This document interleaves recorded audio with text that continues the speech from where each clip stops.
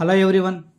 దీపం ఉన్నప్పుడే ఇల్లు చక్కబెట్టుకుంటాం కదా, అలాగే యవ్వనంలో ఉన్నప్పుడే మన జీవితాన్ని తీర్చిదిద్దుకోవాలి.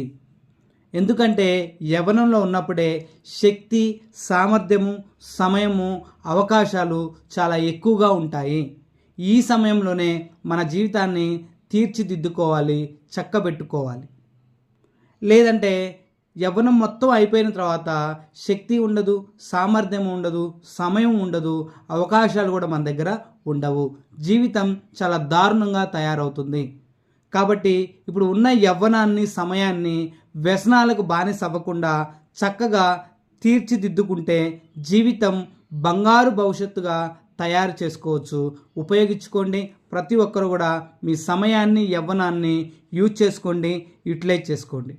ఈ వీడియో కనుక మీకు నచ్చినట్లయితే లైక్ చేయండి, షేర్ చేయండి, సబ్స్క్రైబ్ చేయండి, బెల్ ఐకాన్ బటన్ని క్లిక్ చేయండి, కామెంట్ చేయండి. Thank you.